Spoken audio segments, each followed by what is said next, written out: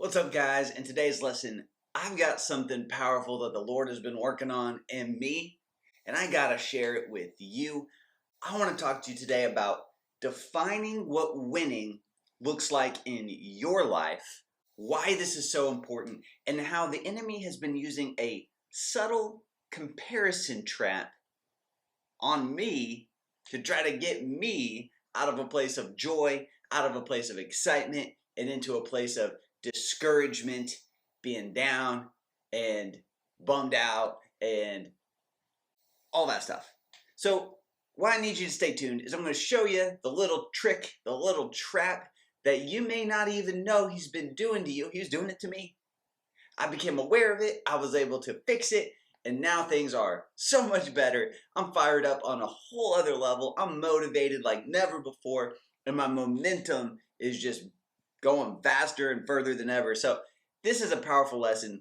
You're going to learn something today. And I think you're going to become aware of something you didn't know was happening. And I think that's what a lot of leveling up in life is, just becoming aware of new things. So I'm Travis Peters. This is the Increase Life. We teach Christians how to live a life of increase and purpose, how to find their thing and start moving in it so they can do damage to the darkness and stop living average, mediocre lives. I don't want you poor. I don't want you broke. I don't want you sick. I don't want you living paycheck to paycheck. I don't want you living average. I want you doing big things for God, big things for the kingdom. I think you want that too. I'm going to show you how to do it. We've helped thousands upon thousands of other Christians do it. I bet we can help you as well. We have a coaching program, more like a mentorship program called the Increase Warrior. If you're interested, there's a link in the description. I want you to check it out. We show you how to create the life you can't wait to wake up for. And we show you how to increase in your faith, your finances, family, fulfillment, even your fitness. We just help you become all that God has called you to be. It's an awesome place. You get to hang out with me and hundreds of other like-minded Christians who are driven to live a life of more, not a life of average. If that sounds interesting, click the link below. Go to increasewarrior.com. Come check it out. Like I said, there's nothing like it on the planet. Now, let's get back to today's lesson. What does winning look like for you? Here's why this matters. I recently reconnected with an old friend and found out he's got a business, he's got some employees, rocking and rolling, right? And he's telling me about what's happening and the new things. He's talking to me about his business and how much money he's making. And he tells me the number.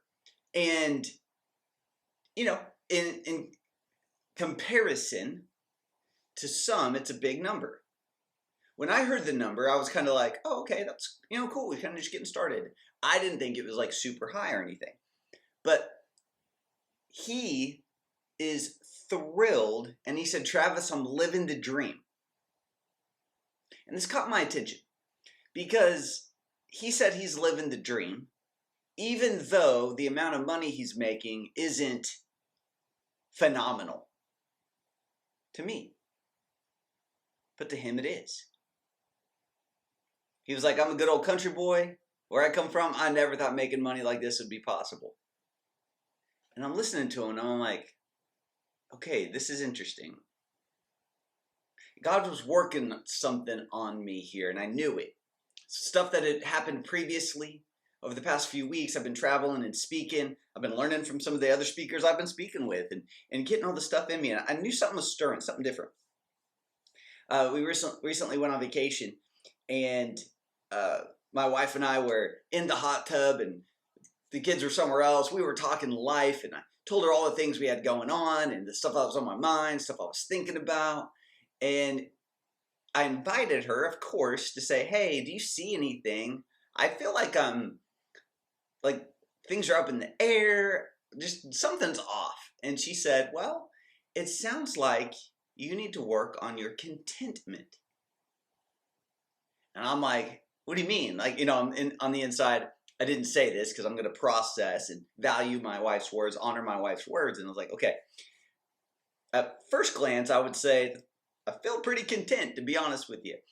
And I started to think about it for a little bit. And what started to come to light wasn't a discontentment where I'm down, bummed, sad, discouraged, mad, all those things. But what came out of it was interesting.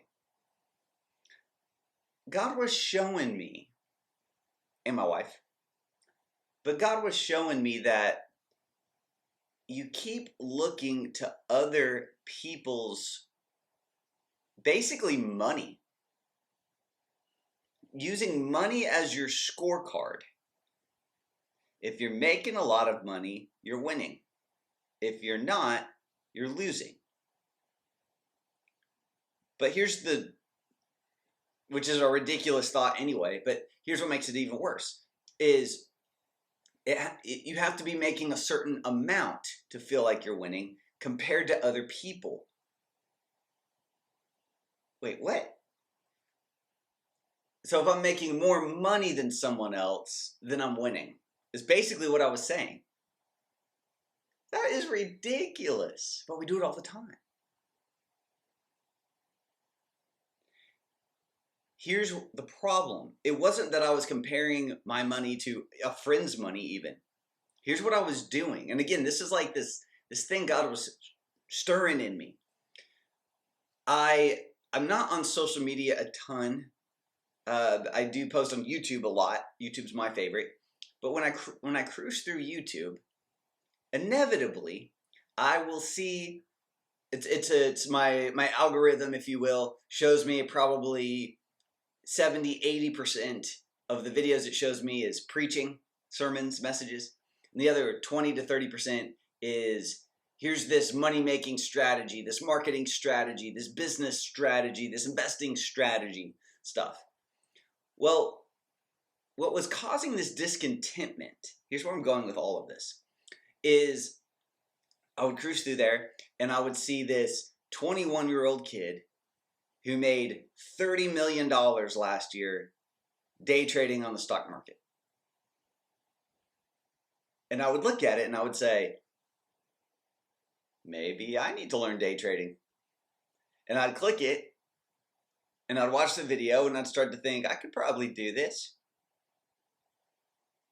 Well, that's fine.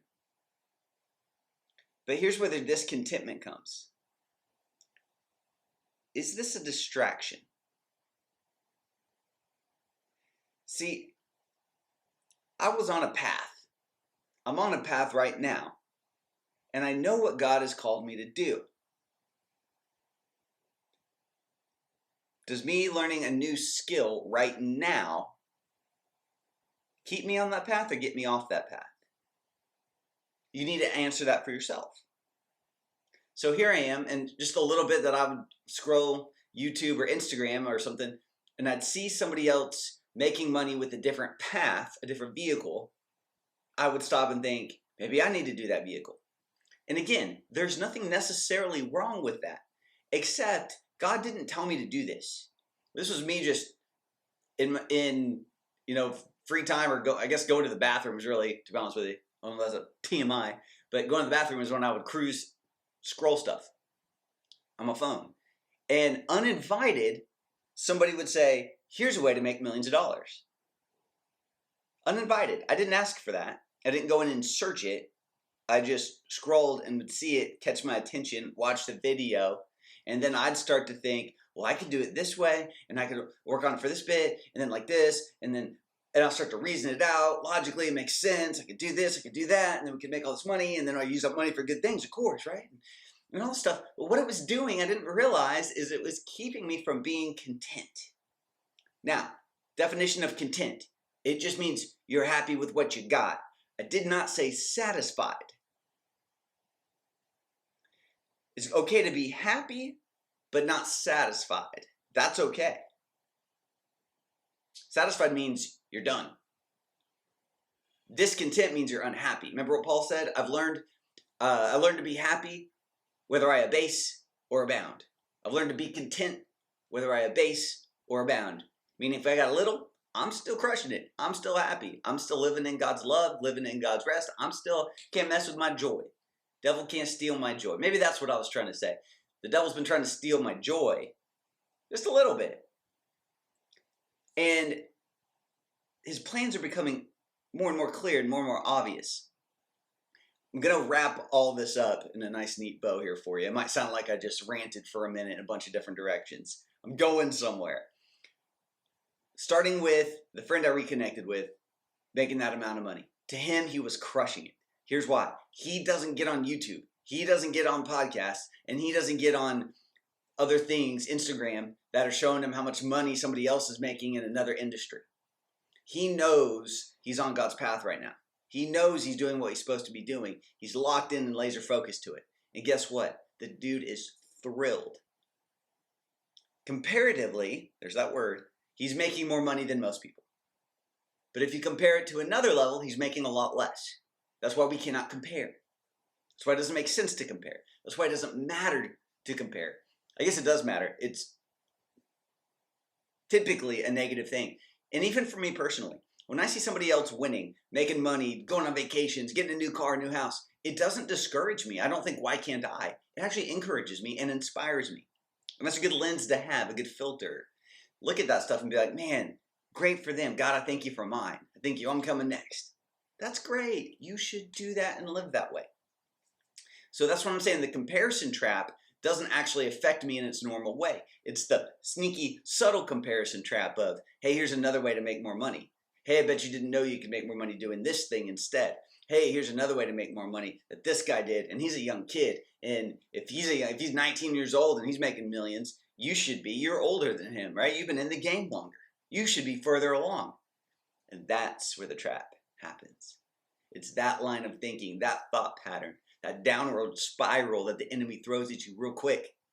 And the next thing you know, you get off your path and you get onto someone else's path because you think it's going to make you more money faster. There is nothing wrong with a money-making opportunity. There's nothing wrong with learning a new skill set that could pay you more, make you more valuable. Do those things. I continually do those things. But don't let it steal your joy. Don't let it bring discontentment with what you have in your path. And don't let it distract you from what God has for you. Here's the other subtle trap. New idea, or let's say you're scrolling on Instagram. Here's a new way to get rich. And you know you were supposed to be working on that book, that message, that sermon, that business, that course, that invention, that thing that God had for you, that podcast, that YouTube channel you were supposed to start. And you said, well, let me go do this money-making tactic first. Let me go make all this money. Then I will come back and do this. That's how you know you've got a distraction. Because you were on a path and you said, let me pause this path, hop on this path for a while, then I'll come back to this path. That's a distraction. Sometimes there's a way you can stay on your path and still implement something on the side. Sometimes. But this is where you have to be spirit-led and not emotionally led. This is where you have to be led by the Spirit, not led by your bank account or lack of money in the bank account.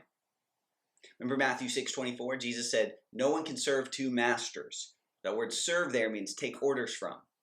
You can't take orders from two masters. You will either despise the one and you'll think little of the other. You despise one, love the other. Be loyal to one and think little of the other. Basically, it's saying you'll end up valuing one of the masters over the other. You cannot serve God and mammon. I have all kinds of teachings on mammon. I have a whole series on it. Mammon is the spirit behind money. It is riches personified, opposed to God. It's basically anything you end up trusting in. So a lot of people are trusting in money, which Jesus never spoke against having money. He spoke against trusting in money. So many have trusted in money. Same with King Solomon. Don't trust. He said, don't trust in your money. If you trust in riches, down you will go. That's all he said. He didn't say you couldn't have it. He didn't say it was bad. He said, don't put your trust in it. Jesus in Matthew 6:24 is saying the same thing, just a different way. You've got to take orders from God. Don't take orders from money. You will end up valuing one of the masters more than the other. And then at the end, it can be painful. We'll put it that way. So when you're on this path, we're trusting God And he might bring money-making opportunities to you. That's great. That's fine. Let's do it. But don't stop your path to go do this one, because now you're taking orders from this master. And it says you'll think little or devalue the other master. You can't serve both. You got to pick one. If you can serve God and make some money with this thing, that's great. That's fine. That's not what I'm speaking against. I'm trying to get you guys to be happy and content with your world.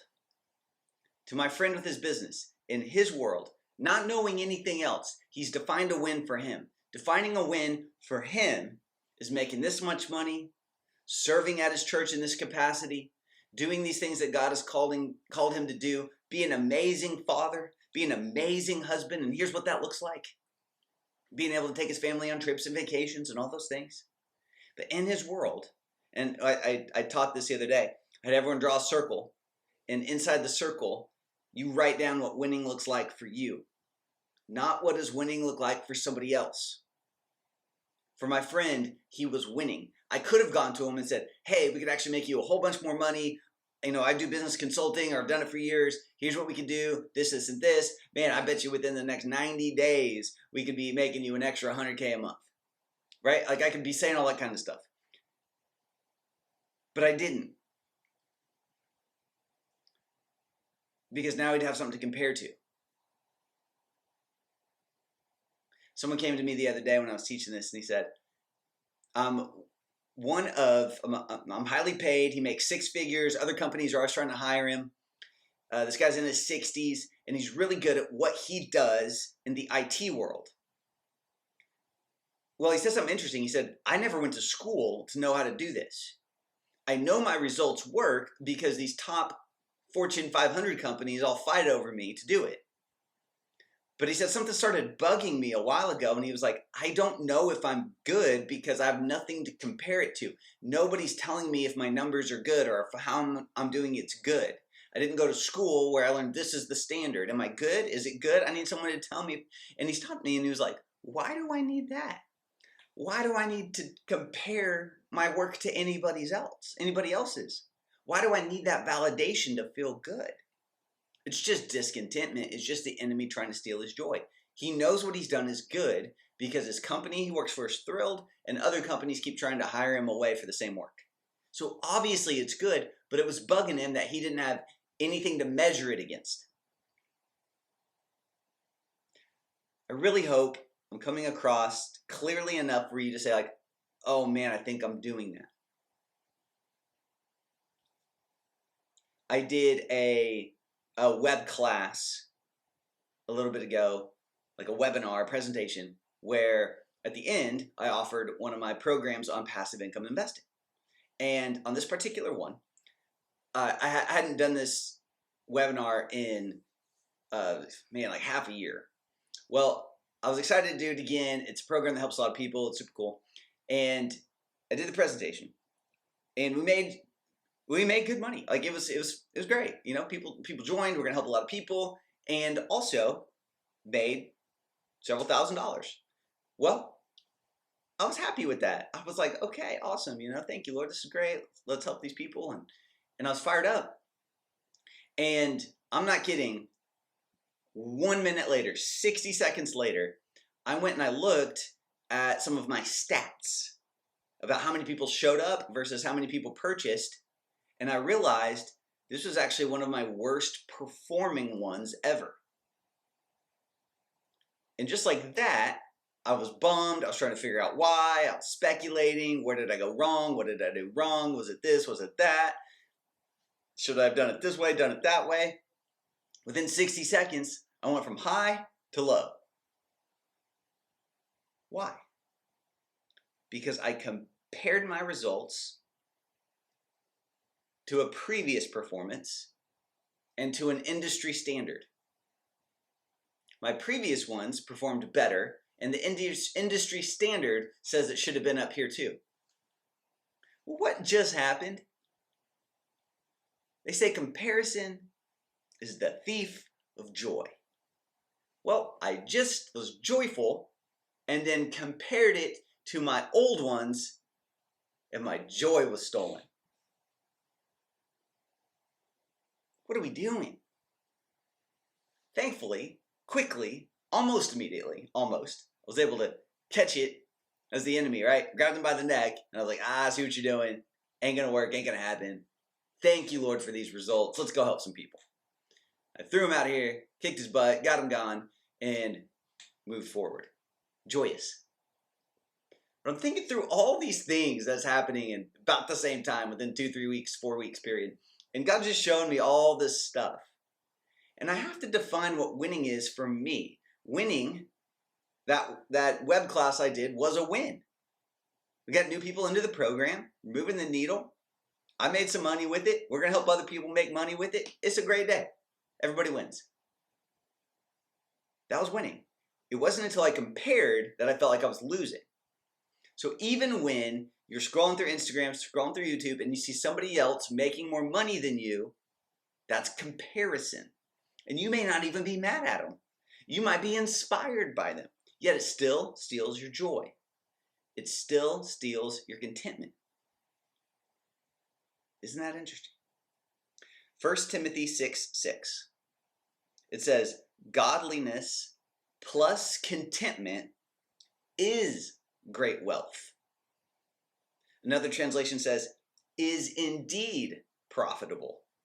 Godliness plus contentment is indeed profitable. Godliness here, I looked up the definitions in the concordance. It just means a Godward attitude. So if you have a Godward attitude plus contentment, which means a perfect condition of life in which no aid or support is needed. Isn't that powerful? You have Jesus.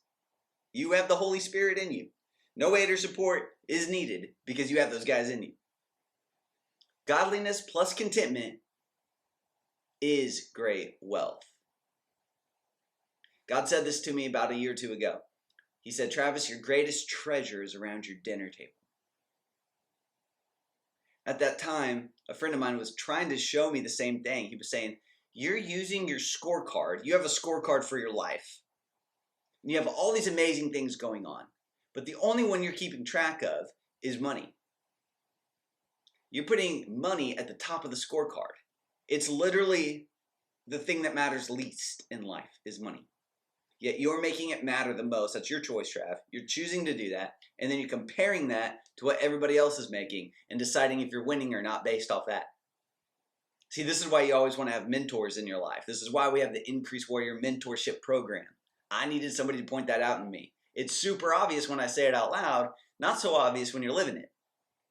You need to be surrounded by people who can keep you accountable. You need to have some iron to sharpen your iron. You know what I'm saying? Like, that's why we keep people like this around. That's why I've made that program available. Shameless plug, link in the description. You need to check it out. But I'm looking here, and when I was speaking at one of the events, one of the other speakers there, same age as me, and a buddy of mine, I know him, and he was catching me up. We haven't spoken in about 2 years, and he's catching me up on what he was up to. And he was letting me know that he had a coaching and consulting program, and he shifted all that. And now what he does is he invests and takes equity in companies, helps them grow, and then helps them sell. And he takes a big chunk of that profit when they sell.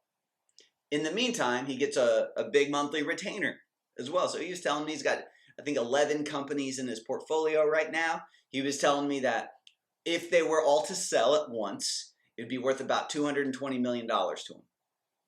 And I'm pumped for the guy. I'm like, dude, that's awesome. Let's go. Let's roll. But then I started thinking, I wonder if I could do that. I mean, I've had thoughts like this in the past. I just didn't know how to actually execute it and how it all works. But man, what he told me kind of gave me some insight. And I'm thinking about it. I'm like, man, I could do that. I could definitely do that. And then, well, 225 mil, that sounds pretty nice. Even if it's just a little bit of that, sounds pretty nice. Well, man, I'm great at growing companies, and I've got the skill set, and I've got what it takes. And I was like, he's telling me, I'm thinking about all this stuff while he's talking, and it hit me so clear. I actually don't want that. I actually don't want that life. That was me comparing to what he's got going on, becoming discontent with what I've got going on, and saying, maybe I should check out his path. But I don't want that. The money sounds great, cool, whatever. But there's a quote from Tony Robbins, and I like it. It says, "Success without fulfillment is the ultimate failure." If I was to go do that, even if I was quote unquote successful, I wouldn't be fulfilled. Therefore, I'd feel like a failure because I wasn't doing what God called me to do. I was doing what God called him to do. And I think we're making this comparison all the time without realizing it. This is something that has been big in me and has taken my joy to even another level. And I'm a happy dude. And you could say there's a difference between happiness and joy, whatever. The Bible says, happy are those whose God is Lord as well. For the sake of this video, I'm going to lump them both together because I like being happy and I like being joyful. You can be both. It's a great way to live. This was just something that the Lord was showing me. Hey, Travis, you're doing this. Fix it, tweak it, adjust it, and things are going to go way better for you. Things are great now, but they can go to another level if you define what winning looks like for you. Let me show you something in Proverbs 28:19. We're in the Amplified Classic here.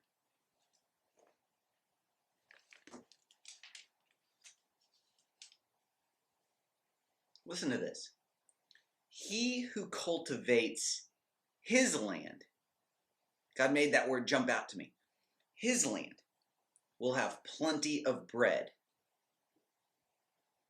But he who follows worthless people and pursuits will have poverty enough. Now, not that my friend is worthless or his pursuit is worthless, but maybe to me that pursuit is worthless. Because God didn't tell me to pursue that. I just thought, that'll make me more money. Let's go over there. But that would require me to get off my path. Because to do what he's doing, I'd have to rearrange my whole lifestyle, my whole schedule, my whole focus, my whole shift. Or I'd have to make a huge shift in everything that I do and how I see things. That's not what God's called me to do right now. But how easily can we get enticed by these things? Very easy. And I'm telling you, I get it. Let's become more aware and let's stop it. If you read the next verse, verse 20, so this is Proverbs 28:20. Listen to what it just said before in 19. He who cultivates his land, your land, cultivate and work your land, and you'll have plenty of bread. But those who follow worthless people and pursuits will have poverty enough. A faithful man shall abound with blessings. But he who makes haste to get rich at any cost will not go unpunished. Hey, make haste to get rich at any cost. If I were to look at what my friend is doing and say, I want to do that too, that will make me rich. I would leave my path, my land, and start pursuing his land and start working his land. But the Bible says if I do that, I'll have poverty enough. And if I make haste to get rich at any cost, not in an evil way, I'm not like, I'm going to steal people's money. No, at any cost, meaning you'd give up your God path to make money. You'd give up what God called you to do, the ideas he put in your mind and your heart and told you to work on. You'd give those up at any cost to go make money. You'd pull yourself out of your church family, out of your neighborhood, out of your whole world and ecosystem to go get a job in another state. Get rich at any cost. Go make more money at any cost, even at the cost of your family, your marriage, your friendships, your calling. That person will not go unpunished. And I think we do this stuff all the time. Now listen to the first part of verse 20. A faithful man shall abound with many blessings. Faithful there. It doesn't actually mean godly. Faithful here means steadfast, firm, and consistent. The consistent man who works and cultivates his land will have plenty and will abound with many blessings. Well, a lot of us, and this was me for years. I'm trying to help shortcut you here. Skip some heartache. For years, I would bounce from thing to thing to thing. Idea, idea, idea. Opportunity, opportunity, opportunity. Here's the problem with that. A faithful man who's steadfast was the other word. Steady, steadfast, firm, and consistent. If I was steadfast in cultivating my land, I'd have plenty. But because I keep pursuing or following others in pursuits, jumping from thing to thing, not being consistent, not being steady, not being steadfast, well, just like a true piece of land, imagine farmland, if I work it for 2 days here, and then jump to another one for 3 days, and then jump to another one for 2 weeks, and then another one for a month, I'm not working my land, stuff can't grow. Some of y'all would be way more prosperous right now if you would have just stayed with your thing, cultivated your land, stayed steadfast in it. This is powerful, guys. Here's what I'm trying to get to you. You got to run your race. 1 Corinthians 9:24. Everybody runs, but you should run your race as one who wins. You should cultivate your land so that you have plenty. You should be faithful so that you can abound with many blessings.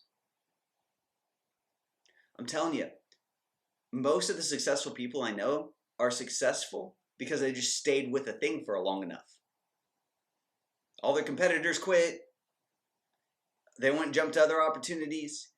The person who stayed with it got their house paid off, their debts paid off, learned the game, made the customers, the relationships, the referrals, got the systems down, continually cultivated their land, worked at it, made it better, tweaked the processes, tweaked the systems, learned the new skills, bought the new equipment, and just stayed with it. But we keep leaving our land to try to go make more money in someone else's land. You might be in your land right now. Maybe you've started a business and you're making $20,000 a month. That's great. To some people, that's a jaw-dropping amount of money. To other people, it's like, 20K a month, I don't know, I don't know if that's worth my time. I've made more than that in the past. Plus, man, I see this other guy, he learned day trading, he makes 20K in a day. I know this other guy with an agency, does a marketing agency. I've done marketing agencies, but if you do it his way, man, you can make 200 grand in a month with just 2 employees.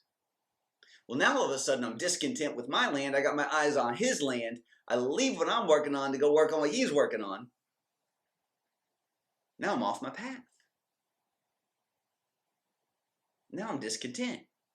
Now I've compared my results to someone else's. Even though it's in an encouraging and inspiring way, I've still compared my results to his, and my joy got stolen. You could be crushing it in your world and then find out that your neighbor is making more money than you doing the same thing. He's younger than you and has done it in less time than you. And now all of a sudden, your joy's gone. Unless you've defined what winning looks like for you. So what I had everybody do in this program, draw a circle on the paper. And on the inside, write down, what does winning look like for you in your marriage? It looks like, we'll say, weekly date nights.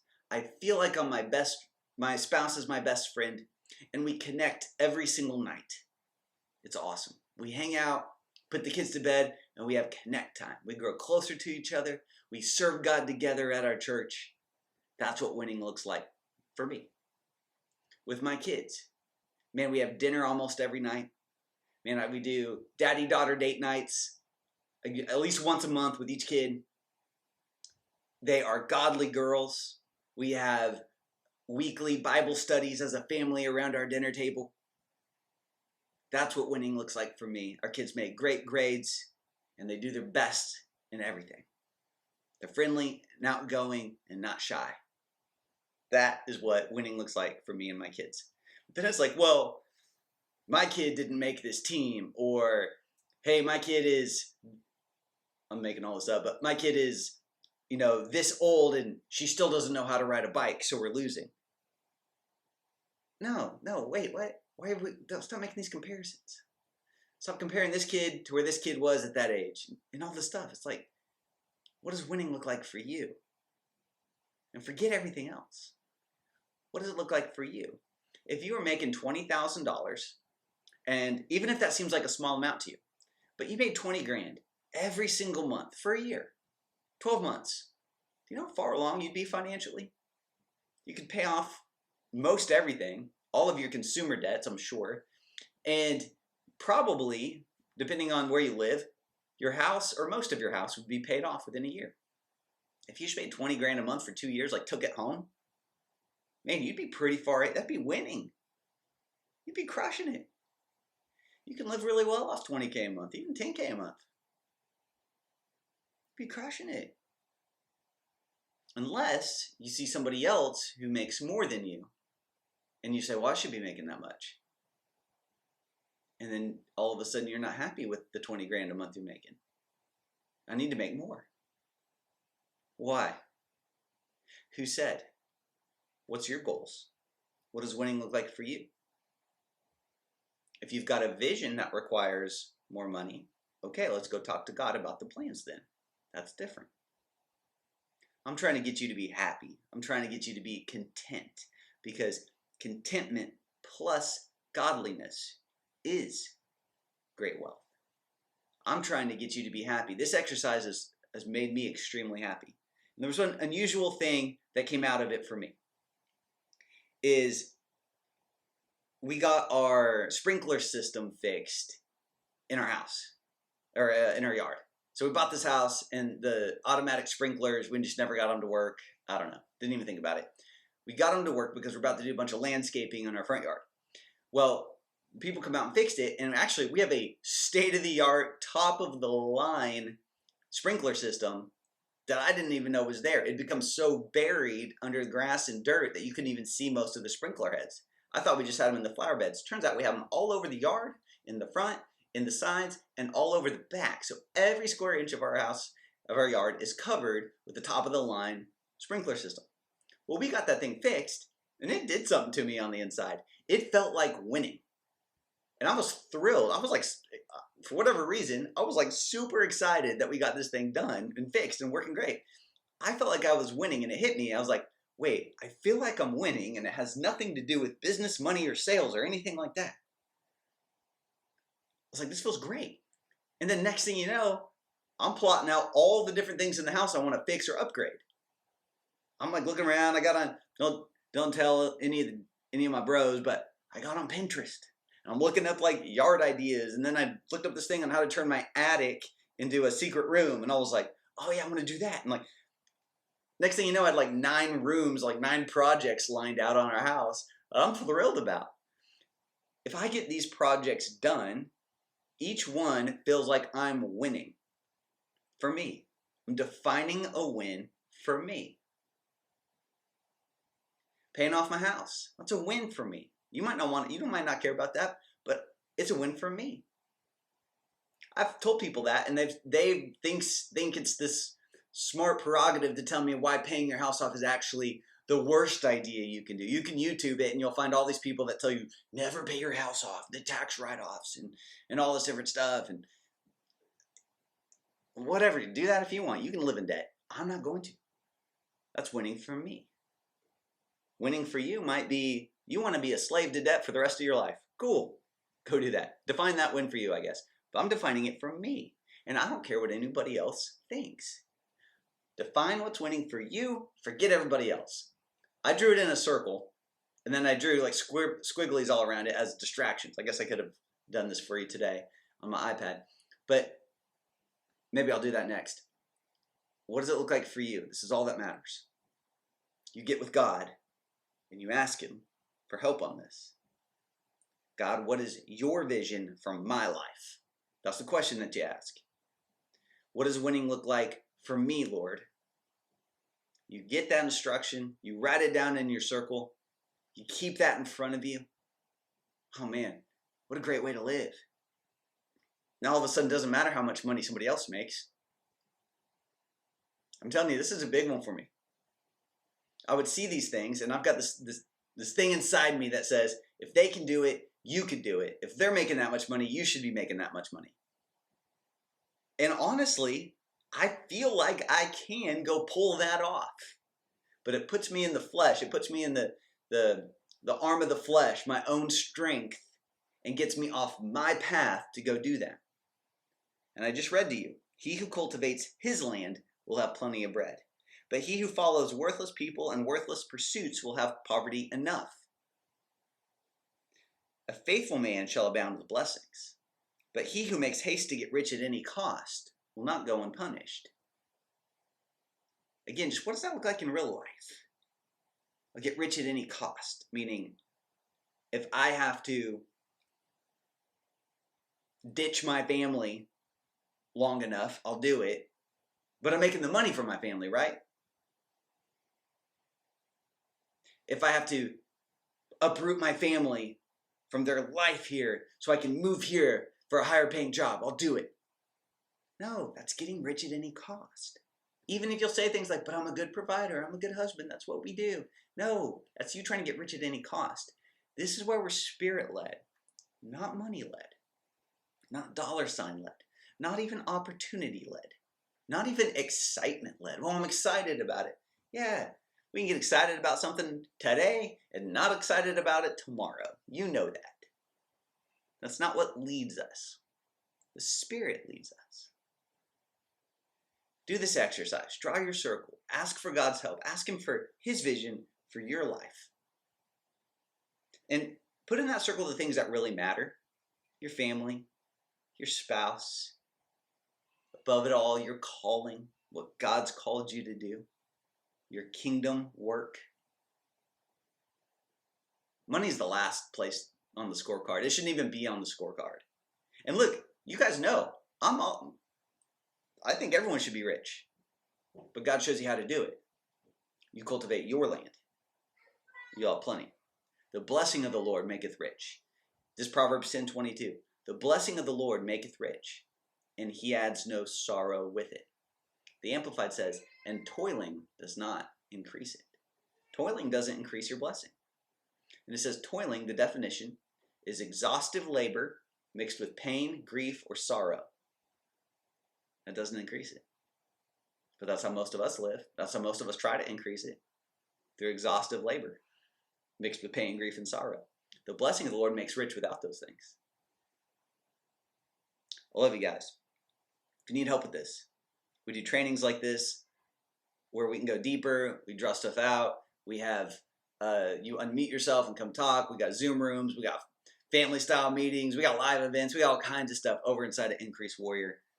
IncreaseWarrior.com, link in the description. Go check it out. If you're new to this channel, make sure you like and subscribe. It helps the algorithm push this out to more Christians so we can help them win. I'm just trying to get you guys to the next level. I love y'all very much. Like the video, subscribe, check out Increase Warrior. I'll see you in the next one. Hey, what's up guys? Thanks for watching this video. I hope it blessed you. I think it did. I want to let you know about our 2 programs that you need to be a part of if you want to learn how to activate increase in your life in every area. First thing, if you're brand new, I want you to click the link below and go through the Increase Challenge. This is a 5 video and 5 assignment challenge. It's like an Increase boot camp for your finances. And what it's going to do, it's going to show you all the hidden poverty mindsets you didn't know were there that have been holding you back this whole time. We're not going to tell you how to budget. In fact, our whole goal is to get you out of the budgeted life. That's what makes this so special and so different, because you got big things to do for God, and I don't want to let a budget hold you back from that. And then 2, if you want to go further, faster together, we have the Increase Warrior Coaching Program. This is where you get to work with me and my team, and I'll take you through the Increase method. It's a 4-step framework that will create increase in every area of your life. We show you how to tap into increase in the area of your faith, your finances, your family, your fulfillment, your fitness, and as a bonus, we're gonna have a ton of fun as well. So we've got frameworks and step-by-step formulas that will help you experience the increased life that God has for you. We're gonna help you become that increased warrior that God has called you to be. We're gonna change the world, we're gonna make a lot of money, and we're gonna help a lot of people. It's a fun way to live. So if you'd like our help doing that, implementing that, and executing that inside of a kingdom community where we can hold each other accountable, encourage each other, and just keep our faith built high, we're gonna draw closer to God and make friendships that last a lifetime. I'm telling you, it's an awesome program. Click the link below. Come join us inside the Increase Warrior program. Can't wait to see you on the inside.